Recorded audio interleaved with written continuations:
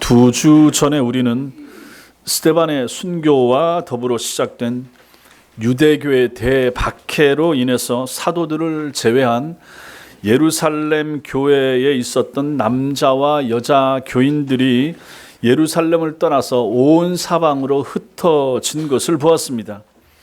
4절과 5절에서 보는 것처럼 그들은 주님께서 자신들을 흩으신 까닭이 바로 거기에 있다 하는 것을 바르게 깨달았고, 그래서 그들의 발길이 닿는 곳곳마다 하나님의 말씀을, 복음을 힘껏 전했던 것입니다. 이들을 가지고 디아스포라, 흩어진 유대인들, 흩어진 사람들, 흩어진 하나님의 사람들 이렇게 부릅니다. 이들 가운데 빌립이라고 하는 사람이 있었습니다. 이 사람은 예수님의 12 제자 중에 한 사람인 빌립이 아닙니다. 우리가 작년에 보았던 것처럼 예루살렘 교회가 세웠던 초대 집사들 7명 있었죠. 그들 가운데 한 사람이 바로 이 빌립 집사입니다. 근데 오늘 말씀해 보니까 빌립은 사마리아 성으로 내려가서 그곳에 있는 사람들, 사마리아인들에게 복음을 전했다라고 하고, 그 결과가 오늘 6절부터 8절까지에 나타나고 있습니다. 사마리아 성에 복음이 전해졌고, 그 복음 앞에 사람들이 변화되고 순종하고 새로워지는 일들이 생겼으며, 또한 거기에 이적이 나타났는데 귀신들이 쫓겨나갑니다. 병자들이 고침 받은 이런 일이 생겼다 하는 것을 오늘 말씀이 전해줍니다. 그리고 8절에 이런 일들로 말미암아 그 성에 큰 기쁨이 임했다 이렇게 말씀해 주고 있습니다.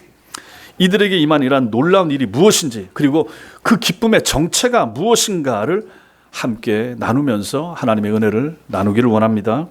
먼저 사마리아 성에 복음이 전파됐다 하는 것을 쉽게 보면 안 됩니다. 본래 나라가 하나였습니다. 사울 왕, 또 다윗 왕, 솔로몬 때까지 이 나라가 이스라엘이 하나였죠. 그런데 솔로몬의 아들 르호보암 때 와서 나라가 반으로 갈라지게 됩니다. 남과 북으로 나누게 되죠. 그래서 북쪽을 북왕조 이스라엘이라고 부르고 남쪽을 남왕조 유다라 이렇게 부릅니다. 분단된 북쪽 나라 북왕국의 수도가 바로 사마리아입니다. 그런데 분단 200년 정도가 흘렀을 지점인 주전 722년에 북왕국이 망하게 됩니다. 아시리아라고 하는 나라죠.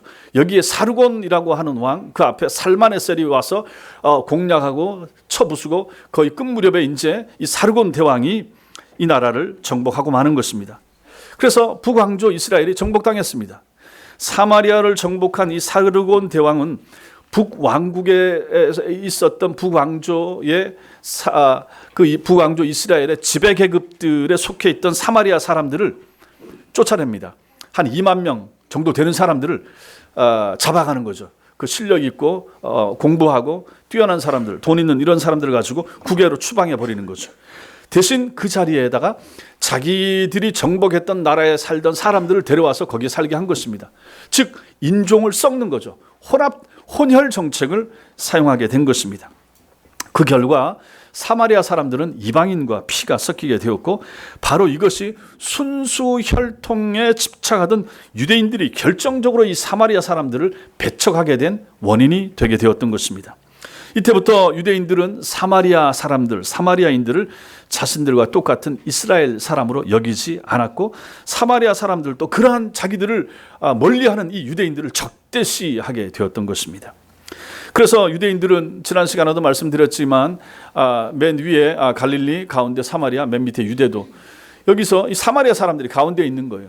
그랬더니 맨 위에서 아래로 갈 때 가운데를 통과하지 않고 빙 둘러서 가는 거죠. 먼 길이 걸리더라도 사마리아 땅을 가급적 덜 밟으려고, 또 그 자기들이 배척하는 이 더럽다고 사람 취급 안 하고 짐승으로 취급하던 이 사람들을 대하지 않으려고 먼 길을 빙 둘러서 유대에서 갈릴리로, 갈릴리에서 유대로 오곤 했던 것입니다. 이러한 지역적 감정은 예수님 시대도 여전했습니다. 그래서 요한복음 4장 9절에 나오는 수가성 여인이 주님께 한 말을 통해서도 우리가 확인할 수가 있는데, 거기 보면 사마리아 여자가 이르되 당신은 유대인으로서 어찌하여 사마리아 여자인 나에게 물을 달라 하나이까? 이는 유대인이 사마리아인과 상종하지 아니함이로라 이렇게 말씀합니다. 예수님이 유대인 남자 아닙니까? 근데 예수님께서 사마리아 여자가 물 기는 데 가서 물 좀 달라라고 말하니까 이 여자가 깜짝 놀라는 거죠. 그 땅에 들어온 것도 이상한데 유대 사람이 유대인 남자가 사마리아 여자 개 취급하는 그 사람, 특히 여자에게 말을 걸었다. 이거 말도 안 되는 일인데 이런 일이 생겼다 하는 것입니다. 따라서 예수님께서 사마리아를 거쳐 땅끝까지 주님의 증인이 되라 라고 부활하시고 승천하시면서 이 명령을 주셨죠. 그럼에도 불구하고 예루살렘에 있는 사도들이 사마리아로 가서 복음을 전할 생각조차 못했던 이유가 바로 여기에 있었던 거죠. 그 사람들의 인종적 배경 이런 것이 늘 머리에 남아 있었기 때문에 안 갔다 하는 것입니다. 그런데 바로 그 사마리아 사람들, 그들이 배척하고 멀리하는 이 사마리아 사람들을 향해서 간 사람이 있었으니 그 사람이 바로 오늘 말씀에 나오는 빌립이었던 것입니다. 빌립이 복음을 들고 왔습니다. 그 유대 전도자 빌립으로부터 사마리아 땅에 사는 사마리아 성 안에 있는 사람들이 복음을 전해 듣게 되었습니다.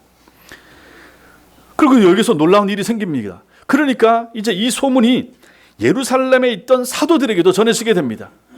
사도들도 안 갔는데 이 일곱 집사 중에 한 사람이 내려가서 복음을 전하고 놀라운 복음의 역사가 나타났다 하는 얘기를 듣게 되니까 이제 사도들이 베드로와 요한이 직접 사마리아에 내려가서 그것을 확인하게 됩니다. 그 내용을 한번 14절 그 밑에 보십시오. 13절에 보면 이제 그러한 시몬도 믿고 세례 받은 후에 진심으로 전심으로 빌립을 따라다니며 그 나타나는 표적과 그 능력을 보고 놀라니라. 14절 같이 읽겠습니다. 시작. 예루살렘에 있는 사도들이 사마리아도 하나님의 말씀을 받았다 함을 듣고 베드로와 요한을 보내매 그들이 내려가서 그들을 위해 성령 받기를 기도하니 이렇게 되는 것입니다. 생각도 못한 일이 되는 거죠. 어떻게 사마리아 저들에게 가서 복음을 전하는가. 그런데 빌립이 간 거예요. 빌립에 가서 복음을 전했더니 그들에게도 성령이 임하고 놀라운 역사가 나타나니까 아니 이런 일이 가능한가? 우리가 가서 눈으로 직접 한번 확인하자 해서 베드로와 요한이 내려가서 본 거죠. 그리고 그들에게 성령 받기를 기도했다 하는 내용이 되는 것입니다. 이것은 참으로 놀라운 사건이 됩니다. 그런 생각을 전혀 못했던 시절에 사람들에게 이런 일이 나타났기 때문에 그랬던 것입니다. 열등하게 취급하던 사마리아인에게도 주님이 구원에 임했다라고 하면 이방인들에게 복음을 전하지 못할 이유가 없는 것입니다. 자, 유대인들이 있습니다. 순수한 혈통의 유대인들, 그 다음에 피가 섞인 개 취급하는 사마리아인들, 그리고 이방인들.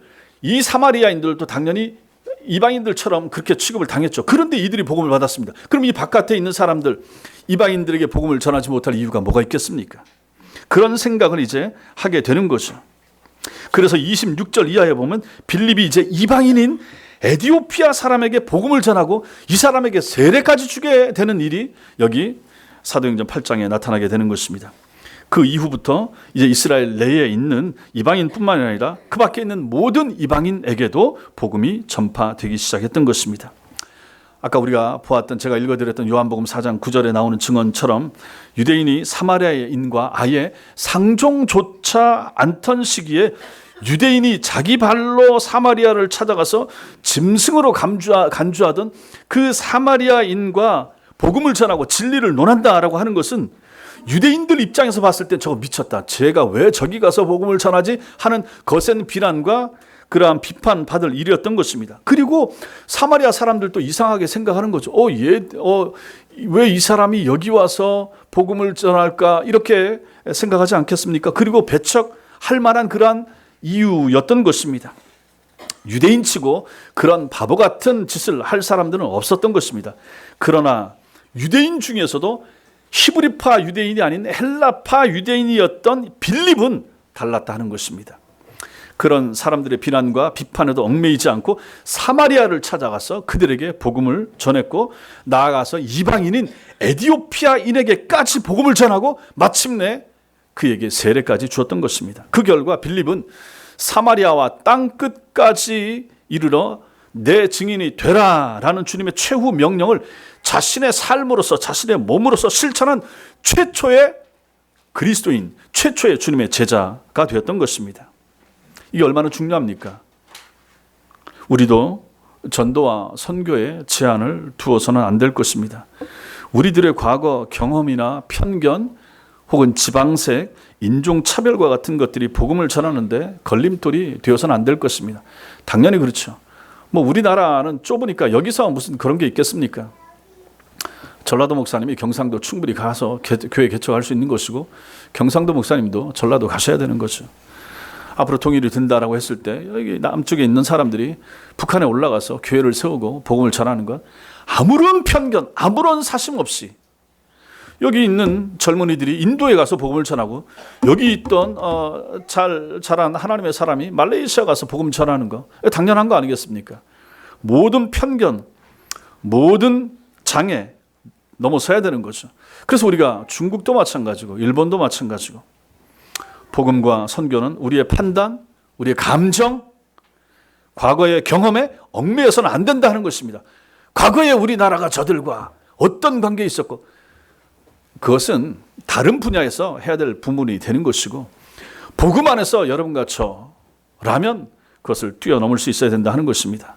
복음과 선교는 하나님의 뜻과 명령에 대한 절대적 순종만 필요한 분야이기 때문에 그런 것입니다. 두 번째로, 우리는 이 사마리아 땅에 임한 기쁨을 봐야 됩니다. 오늘 설교의 핵심이 여기 있습니다. 기쁨이 충만했다. 기쁨이 없는 시대를 우리가 살고 있습니다. 아파하고 힘들어하고 불안해하고 초조해하고, 이러한 시대를 우리가 살아가는데 어떤 기쁨이 있을 것인가? 근데 성경은 기쁨을 말합니다. 성경에서 말하는 기쁨, 오늘 말씀 속에서도 기쁨을 말한다. 어떤 기쁨인가? 6절 말씀은 빌립의 사마리아 행적과 관련하여 이렇게 증언하고 있습니다. 6절 같이 읽겠습니다. 6절 시작. 무리가 빌립의 말도 듣고, 대다수 유대인이 생각했던 것처럼 사마리아인은 진리를 깨닫지 못하는 열등한 사람이 아니었습니다. 그들은 하나님의 구원에서 제외된 저주받은 인간 집단도 아니었습니다. 사마리아 사람들은 빌립이 전하는 복음의 말씀을 듣고 받아들였습니다. 그뿐만 아니라 8절은 그 성에 큰 기쁨이 있었다 이렇게 말해줍니다. 여기 우리말로 큰 기쁨이 있더라 할 때 이 있더라는 우리말로 보면 상태를 나타내는 것 같지만 실제로는 상태가 아닙니다. 살아 움직이는 현상을 나타내는 단어입니다. 큰 기쁨이 생겼다, 큰 기쁨이 솟아났다, 이렇게 되는 것입니다. 이렇게 사마리아 성에 큰 기쁨이 생기게 된 배경을 7절이 밝혀주고 있습니다. 7절 같이 읽겠습니다. 시작. 많은 사람에게 붙었던 더러운 귀신들이 크게 소리를 지르며 나가고, 또 많은 중풍병자와 못 걷는 사람이 나으니. 아멘. 여기서 우리가 세 가지 정도를 볼 수 있는데, 먼저는 귀신이 쫓겨난 것입니다. 사마리아 성에 큰 기쁨이 솟아난 첫째 이유는 많은 사람을 괴롭히던 더러운 귀신들이 쫓겨났기 때문입니다. 여기 더럽다라고 표현하는 것은 율법적으로 불결하고, 또 우상을 저들이 숭배하고 있었고, 생각과 생활의 부정함, 이런 것을 나타낼 때 사용되는 단어가 더럽다. 우상 숭배하는 사람들 다 더럽고, 도덕적으로도 불결한 사람들 많고, 이런 거. 그래서 이 더러운 단어를 쓰는데, 마귀나 귀신의 속성이 어떻습니까? 하나님을 대적하잖아요. 또 우상 숭배로 사람을 이끌거나 사람으로 하여금 죄를 짓게 만드는 거죠. 마귀가 그렇게 하지 않습니까? 그렇기 때문에 더럽다라고 표현하는 거죠.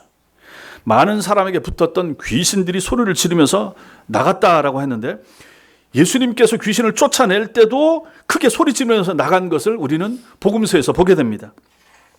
주님께서는 귀신을 주관할 수 있습니다. 당연하죠. 하나님이시니까요. 하나님의 아들이시니까요. 권세를 가지고 계시도. 그런데 주님께서 이 권세를 자신만 가지고 계셨던 것이 아니라 제자들에게도 이 권세를 주셨습니다. 예수님의 제자들도 귀신을 쫓아내는 권세를 받게 된 것이죠. 이게 사복음서에 나옵니다. 그러므로 귀신들이 이 세상에서 활동은 하지만 궁극적으로 그 귀신들을 다스리는 분이 누구신가? 하나님이십니다. 마귀나 귀신은 하나님이 허락하고 허용하시는 범위 내에서만 신자들을 대적할 수 있을 뿐입니다. 이걸 우리가 잊지 말아야 됩니다. 욥기서도 이것을 우리에게 잘 보여줍니다. 귀신 들린 사람들 혹시 보셨습니까? 귀신 들린 사람들의 상태는 정신병의 형태와 비슷합니다. 그래서 어떤 경우에는 이 정신병과 귀신 들린 것을 잘 구별하지 못하는 그러한 어려움이 있을 수 있는데, 그래서 이제 조심해야 됩니다. 때로는 귀신의 힘을 빌려서 초인적인 능력을 행하기도 합니다. 그래서 저도 귀신 들린 그러한 여자 집사님을 한번 본 적이 있었는데, 힘이 얼마나 센지 남자 교육자들이 양쪽 팔, 다리를 다 잡아도 들썩들썩 할 만큼 그렇게 힘이 셌거든요. 그런 능력이 귀신으로부터 받아서 초인적인 능력을 행하기도 하는 거죠. 마가복음 5장에 보면은 거라사에 귀신 들린 이야기가 나옵니다. 거기 보면 그 귀신은 거칩니다. 폭력적입니다. 그리고 이상한 행동을 반복합니다. 이게 귀신 들림의 특징이죠. 때로는 성경에 보면 귀신이 들렸기 때문에 그 상태가 눈이 멀게 됩니다. 소경이 되고 귀신이 들려서 벙어리가 되는 일도 생깁니다. 육체적인 질병의 형태로 귀신 들림이 나타나기도 한다 하는 것입니다. 그렇다고 해서 모든 병을 이거 다 귀신 들렸다, 귀신이 붙었다 이렇게 얘기하는 이 잘못된 이단 사이비도 있는데 그건 아닙니다. 그건 아닙니다. 그렇게 봐서는 안 되는 것이죠. 또한 귀신 들린 자들 중에는 귀신이 들려서 점을 칩니다. 귀신이 들려서 앞날을 예견하는 신통력을 가질 수가 있게 됩니다. 바나바와 바울이 1차 선교여행 때 구브로라고 하는 지역, 사이프러스, 여기서 이 바보라고 하는 곳에서 만난 바예수라고 하는 존재는 귀신 들려서 마술하는 자였습니다. 이 사람은 귀신 들려서 마술을 부렸던 거죠. 2차 선교 여행 때 빌립보에서 만난 한 여종 이야기도 있는데 이 여종은 귀신이 들려서 점을 치고 거기서 얻는 돈을 가지고 주인에게 갖다 주던 사람이었습니다. 이런 일들이 귀신 들리면 점도 치고 귀신 들리면 앞날도 예견한다 하는 것을 여기서 보게 되는 거죠. 오늘날도 마찬가지 아닙니까? 오늘날에도 무당집이 있죠. 점치는 사람들이 있죠. 있죠. 지금도 많잖아요. 또 강신술이라고 해서 귀신을 불러오는 거. 또 초혼 마찬가지죠. 귀신 죽었던 영혼을 뭐 부른다 뭐 이런 거 이게 전부 다 이게 다 귀신이 하는 짓입니다. 여기에 절대로 속아 넘어가면 안 되는 거죠. 굿하는 사람들, 무당들, 점치는 분들 와서 무슨 뭐 죽었던 할머니 음성 내기도 하고 뭐 애들 소리 내기도 하고 이거 전부 다 귀신이 하는 짓입니다. 그러니까 다 맞춘단 말이에요. 옛날에 어떤 일이 생겼고 옛날에 어떻게 아팠으며 무슨 일이 있었고 그러니까 정말로 죽었던 뭐 할머니 귀신이 뭐 온 걸로 생각하고 그 앞에 빌고 돈 바치고 하는데 이것은 하면 안 된다 하는 것입니다. 성경에서도 이런 이야기가 나오고 귀신 들림의 현상 중에 하나가 바로 이걸로 나타난다 하기 때문에 그런 것입니다. 또한 이것은 교회 밖에서만 그런 것도 아니고 교회 안에서도 마찬가지입니다. 교회 안에서도 미래에 대한 예언, 투시 해준다고 하고 하는 이런 것도 마찬가지 굉장히 조심해야 되고 초대교회 시대 때나 지금도 하나님의 성령이 역사하시면 이런 일이 일어난다라고 저도 분명히 믿습니다. 그럼에도 불구하고 하나님께서 지금 많은 경우에 이런 일이 빈번하게 나타난다고 말하는 것들처럼 그렇게는 역사 안 하신다라고 저는 그렇게 믿는 겁니다. 그래서 이게 위험하고 조심스러운 거죠. 투시, 예언, 앞날에 대해서 말해주는 거 피해야 됩니다. 결코 건전한 교회 역사 2000년 가운데 하나님의 사람들이 써놓은 일기나 책이나 이런 것 중에는 그런 내용이 건전한 분들이 써놓은 글에는 나오지 않습니다. 우리는 말씀 따라가는 것이고 내일 일을 모릅니다.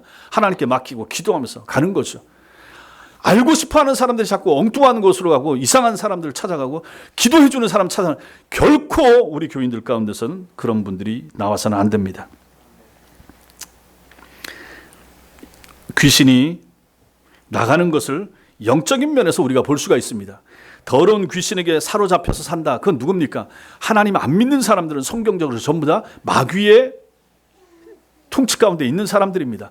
귀신이 통치하고 있는 거예요. 근데 그 사람이 교회를 나와서 예수 믿게 됐다. 그럼 어떻게 됩니까? 귀신이 나간 사람이 된 거죠. 그럼 우리 속에 누가 들어옵니까? 성신이 들어온 거죠. 성령이 들어온 거죠. 귀신이 나가고 성신이 들어온, 성령이 들어온 사람, 이 사람이 바로 신자가 된 것입니다. 여러분과 제가 이렇게 깨끗해진 사람이 되는 거예요. 모든 세상에서 잘나고 아무리 똑똑하고 깨끗한 옷을 입고 있어도 귀신 들린 사람, 하나님 없이 사는 사람들은 더러운 영에 사로잡혀 사는 사람이나 마찬가지라 하는 것입니다. 귀신 들린 사람이라고 성경은 평가하는 거예요. 그러니 우리가 하나님 앞에서 바르게 믿음 생활을 하는 것은 얼마나 중요한 것입니까? 예수 밖에 있는 사람들은 모두 사단에게 속한 사람들이고 예수님을 믿는 성도들은 모두 성령에게 속한 사람들이기 때문에 그런 것입니다. 참된 복음이 전해지고 하나님의 영광이 드러나는 곳에는 이렇게 귀신이 쫓겨나는 일들이 지금도 일어난다 하는 것입니다. 눈으로 보기에 귀신 들린 사람이 쫓겨나는 일들도 때로 있을 수 있습니다. 그러나 여러분과 제가 나가서 복음을 전하고 예수를 알려서 그 사람이 교회에 오게 되고 그 사람이 예수를 만나고 새로워지면 어떤 일이 생긴 겁니까? 그 사람 속에 있던 귀신이 나간 거예요. 그리고 새 사람이 된 거예요. 이게 얼마나 중요합니까? 그래서 선교가 중요하고 그래서 전도하는 것이 필요하고 중요한 거예요. 전도는 은사가 아니에요. 전도는 내 마음인 거예요. 전도는 하나님 사랑하는 마음만 있으면 누구든지 할 수 있는 거예요. 또 전도는 내가 하는 게 아니잖아요. 하나님이 그 사람 마음을 움직여야 가능한 것이지 자꾸 내가 해야 되고 내가 사람을 데려와야 된다고 생각하니까 부담스럽고 어렵다고 생각하잖아요. 우리가 복음만 바르게 전하면 하나님의 성령께서 그 사람을 다루시고 그 사람 마음을 움직이시는 것도 하나님이십니다. 그러므로 우리는 우리의 역할만 하면 되는 것입니다. 참된 복음이 전해지고 하나님의 영광이 드러나는 곳에는 언제나 이렇게 귀신이 쫓겨나는 일이, 그래서 그 어두움이 밝아지는 역사가 지금도 우리들 가운데 있다 하는 것입니다. 진리의 밝은 빛은 언제나 어둡고 더러운 영들을 몰아내고 그리고 그들 가운데 기쁨을 주게 되는 거죠. 사마리아 성에 임한 기쁨, 어떤 기쁨인가? 오늘 말씀해 보니까 병자가 고침받는, 병자가 치유되는 기쁨이 있다. 이것도 7절 말씀에서 우리가 볼 수가 있는데 거기 보시면 7절 뒷부분에 또 많은 중풍병자와 못 걷는 사람이 나으니라고 이렇게 말씀하고 있죠. 여기 낫다라고 하는 거, 이거는 분명합니다. 치유하다, 고침받다 하는 뜻입니다. 중풍병자와 못 걷는 사람들이 나음을 받았습니다. 못 걷는 사람으로 번역된 헬라어는 안진뱅이처럼 선천적인 불구자를 뜻합니다. 선천적 불구자가 어떻게 일어납니까? 2000년 전에 중풍병자와 선천적 불구자라 그러면 요즘에도 못 고치고 그때도 못 고칩니다. 이거 어떻게 고칩니까? 당시 의학으로, 현대 의학으로도 도저히 손도 댈 수 없는 불치의 환자들이 오늘 여기 보니까 말씀의 능력에 의해서 나았고 깨끗하게 치유함을 받았던 것입니다. 그것 때문에 그 사마리아 성에 큰 기쁨이 임했다, 이렇게 기록하고 있습니다. 불치병 환자가 낫지 못한다고 진단받은 환자가 치유되는 생명의 역사가 일어났다 그러면 그거 기뻐하지 않을 사람 누가 있습니까? 그 가족들 당연히 기뻐하고 본인도 당연히 기뻐하고 그 얘기를 듣는 사람들이 전부 다 기뻐하고, 야 놀랍다, 어떻게 이게 낫지? 약을 쓰고 뭐 이런 거 해도 낫지도 않던 사람이 낫다. 안진뱅이는 뭐 약을 쓸 생각도 못 하는 거죠. 날 때부터 선천적으로 불구 아닙니까? 그 사람이 어떻게 고침받습니까? 그런데 빌립으로 말미암아 복음을 듣고 복음의 역사로 말미암아 그가 일어나서 걷는 거예요. 그를 얼마나 놀라겠습니까? 얼마나 기뻐하겠습니까? 당연히 기뻐하는 거죠. 2000년 전 사마리아에서 고통을 받던 불치의 환자들을 치유한 것이 뭡니까? 그 방편이 뭡니까? 빌립이 전한 하나님의 말씀이었습니다. 그 말씀을 통하여 그들이 치유함 받았던 것입니다. 그런데 그 말씀은 어떤 말씀입니까? 여러분과 제가 오늘날 접하고 읽고 듣는 이 말씀과 똑같은 말씀이라는 사실을 믿으시기 바랍니다. 동일한 복음의 말씀인 거죠. 빌립이 뭐 내려가서 특별한 거 했겠습니까? 하나님의 말씀, 예수 복음, 예수 죽음, 예수 부활, 이거 전하지 않겠습니까? 똑같은 동일한 복음의 말씀이었던 거죠. 달리 말하면 2000년 전 사마리아의 불치병들을 치유하여 그곳에 큰 기쁨이 샘솟게 한 말씀은 오늘날에도 똑같은 능력을 행할 수 있는 그러한 하나님의 말씀이라는 사실을 믿으시기 바랍니다. 이 말씀은 영원하신 하나님, 전능하신 하나님의 말씀이기 때문에 그렇습니다. 하나님의 말씀은 2000년 전이나 지금이나 똑같습니다.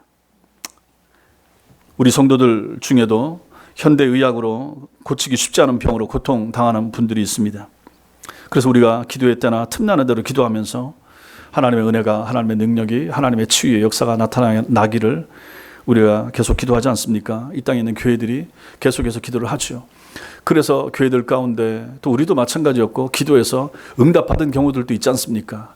전 교회가 기도하고 교인들이 기도했더니 병이 낫고 고침받고 참 큰 질병 가운데서 나음을 입었다 해서 교인들이 다 기뻐하고 즐거워했던 일도 분명히 있다 하는 것입니다. 그런 일들이 지금 이 시대에도 하나님의 능하신 역사 가운데 나타나는 것은 분명한 것입니다. 왜 그렇습니까? 하나님이 그때나 지금이나 똑같고 하나님의 말씀의 능력이 2000년 전이나 지금이나 똑같기 때문에 그런 것입니다. 그래서 우리가 끊임없이 기도해야 되는 거죠. 교인들이 아프다, 어려운 문제가 생겼다 하면 같이 기도해 주는 것은 꼭 필요하다 하는 것이죠. 그래서 그런 환자들이 나을 때, 그러한 고통 중에서 해방받을 때 우리 모든 교인들이 함께 기뻐하게 되는 거죠. 그 기쁨을 바로 여기 사마리아 성에 있었던 사람들이 맛보고 누렸던 것입니다. 2000년 전 사마리아 사람들 중에 귀신이 나가고 불치병자들이 나음으로 분명히 그들은 기뻐했을 것입니다. 그런데 그들 기쁨의 원인이 단지 이것 때문일까? 단지 귀신이 나갔기 때문에, 단지 육체의 이 질병을 고쳤기 때문에 기뻐했을 것인가? 아닙니다. 그건 아닙니다. 여러분, 그런 기쁨은 얼마나 가겠습니까?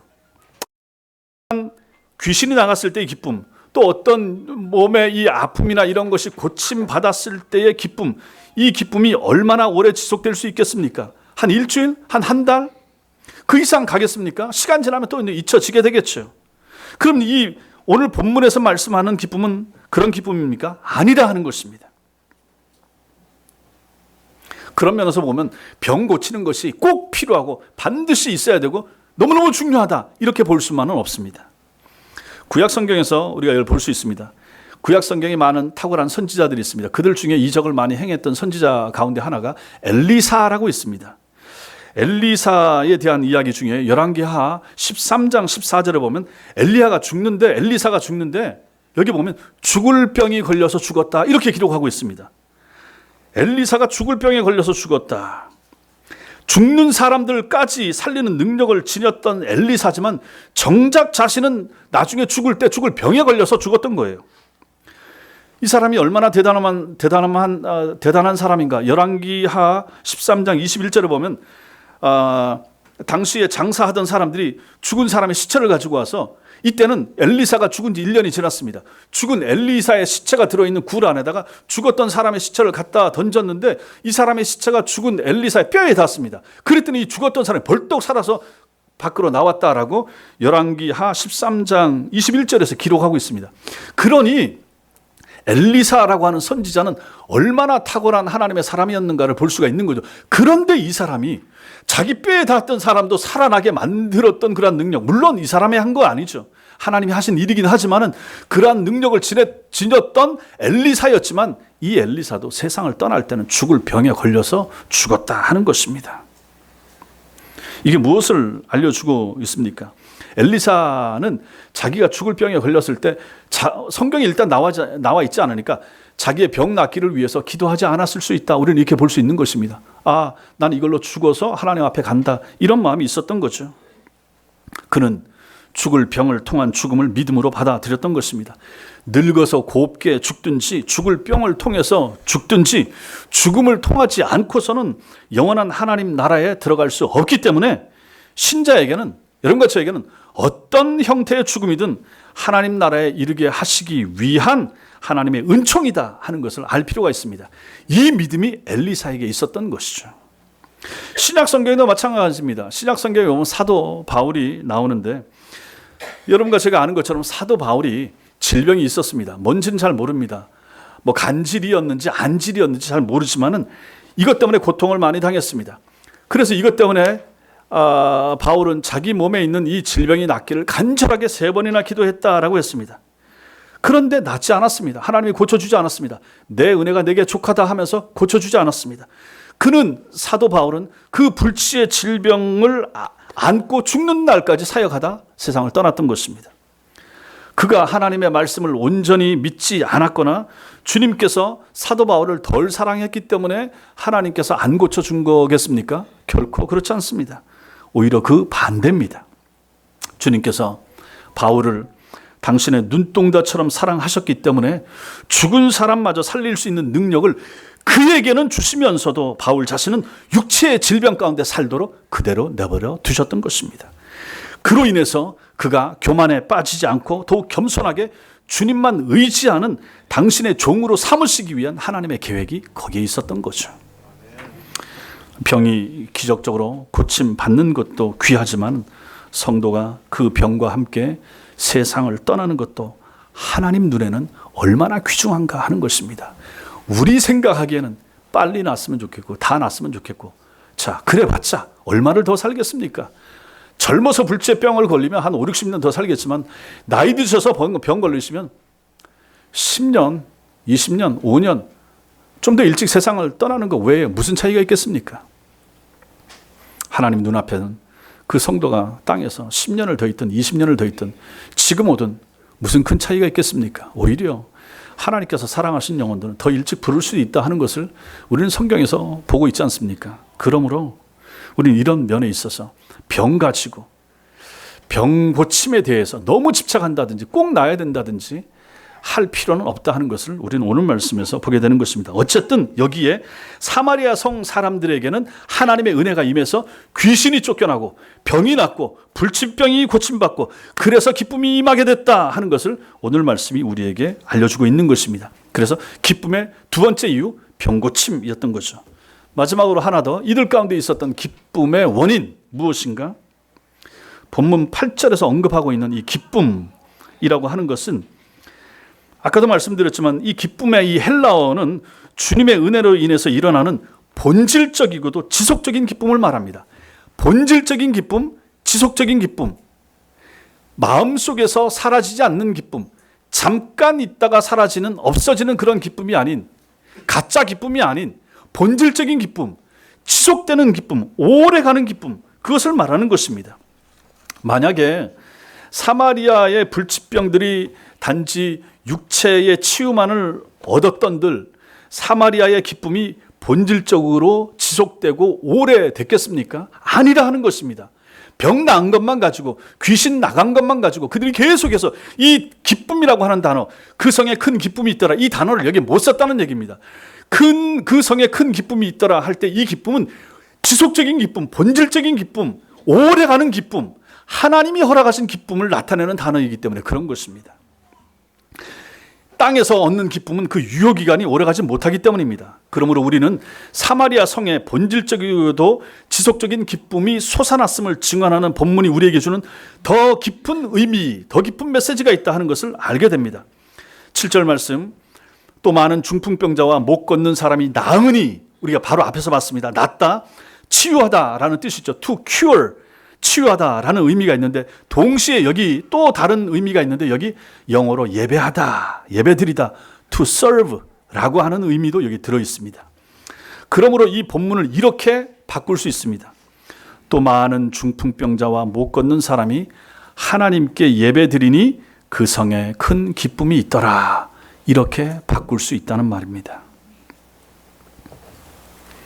빌립이 전하는 복음의 말씀을 받아들이고 믿었다고 해서 사마리아에 있는 모든 불치병자가 다 나은 것은 아닐 것입니다.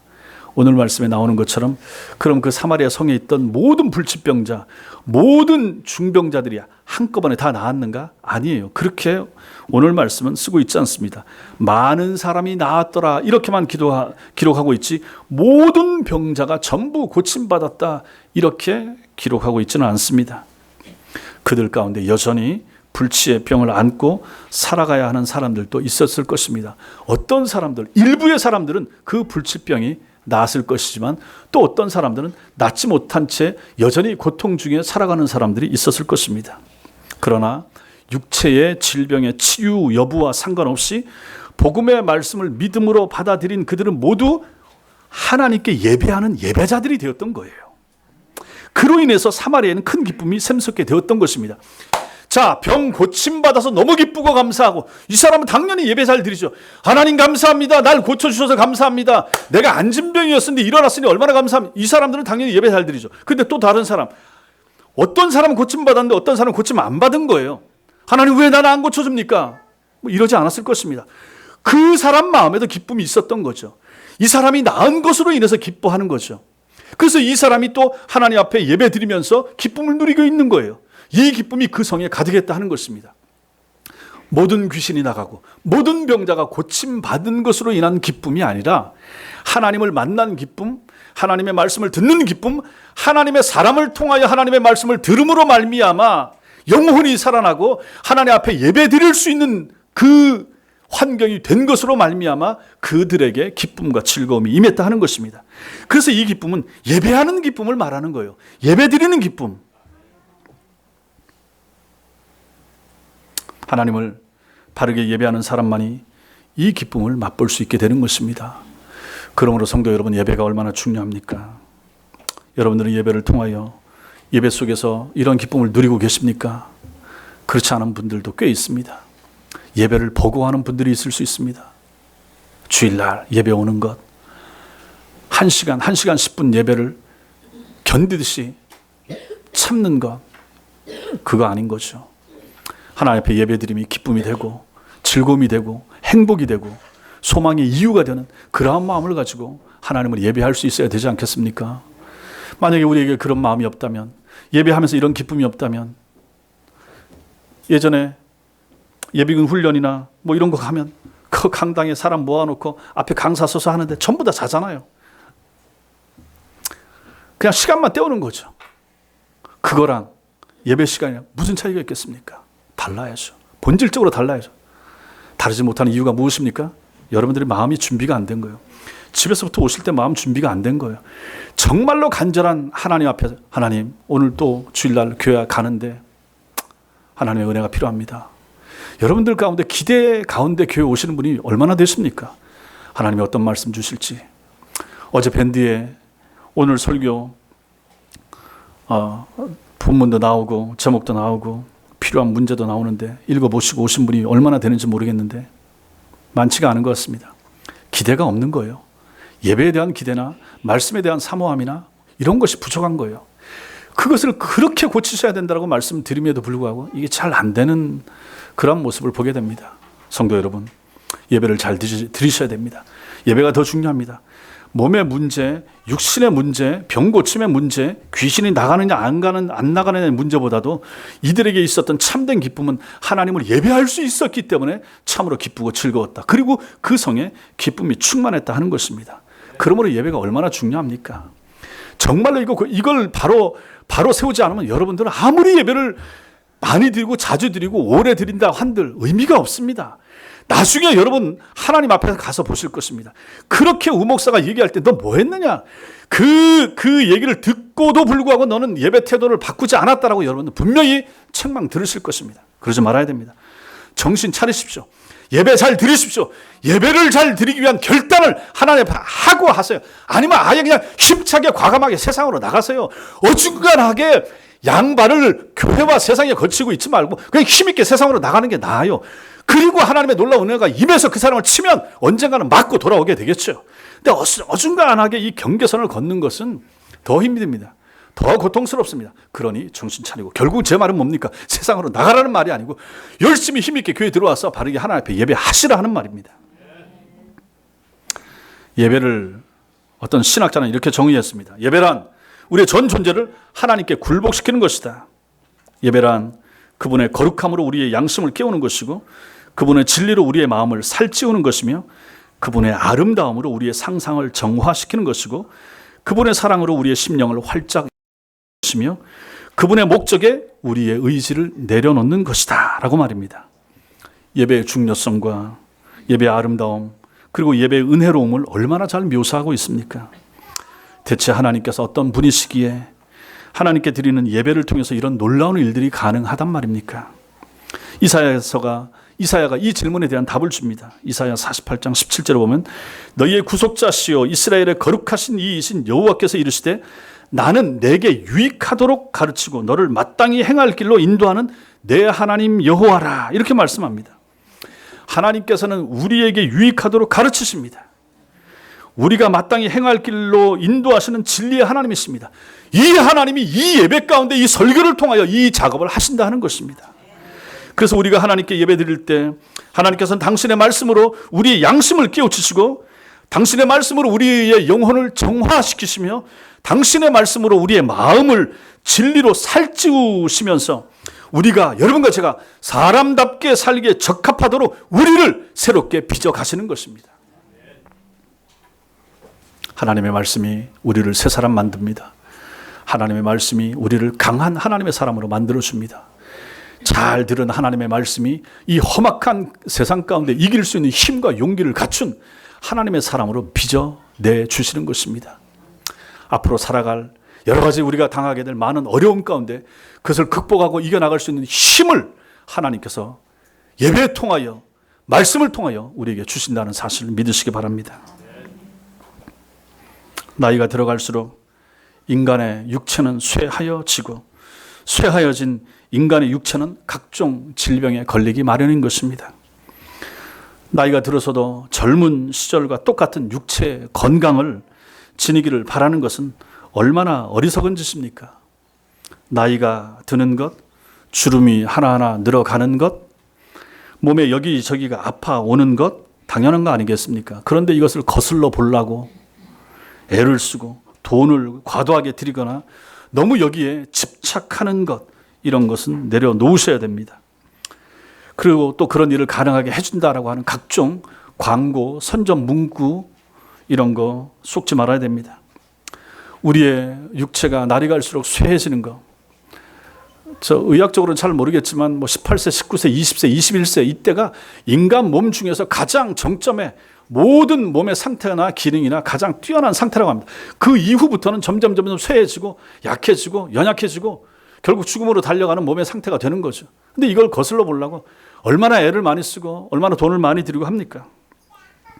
근데 너무 그렇게 하는 것 할 필요 없다 하는 것입니다. 우리의 몸들이 이렇게 약해가는 이런 현상들은 하나님이 천국으로 여러분과 저를 부르시는 시의 적절한 사인과 신호로 받아들이셔야 되는 것입니다. 아프셔야죠. 연약해야죠. 눈도 안 보이고 침침해야 되고 그래야 되는 거죠.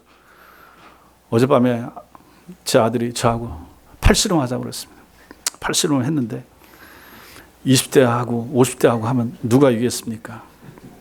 제가 지죠. 지는데 저는 이길 것 같았는데 졌단 말입니다. 40대는 제가 이겼거든요. 근데 50대도 이기고 60대도 이기면 저는 개인적으로 얼마나 좋겠습니까? 그게 좋은 몸입니까? 그럼 또 얼마나 헛된 생각이 들며 얼마나 건강을 위해서 또 막 이리 뛰고 저리 뛰고 애를 쓰겠습니까? 연약해야죠. 약해져야죠. 그래야 죽죠. 그래야 천당 가죠. 그래야 복음의 결말을 하나님 앞에 보게 될 거 아니겠습니까? 이것은 지극히 자연스러운 현상이라 하는 것입니다. 대신에 세월이 흘러갈수록 나이가 들어갈수록 비록 우리의 육체는 노쇠해진다 할지라도 우리의 예배는 한층 힘이 있어지고 더욱 살아있는 예배가 되기를 노력하시기 바랍니다. 그런 힘이 우리에게 필요한 거죠.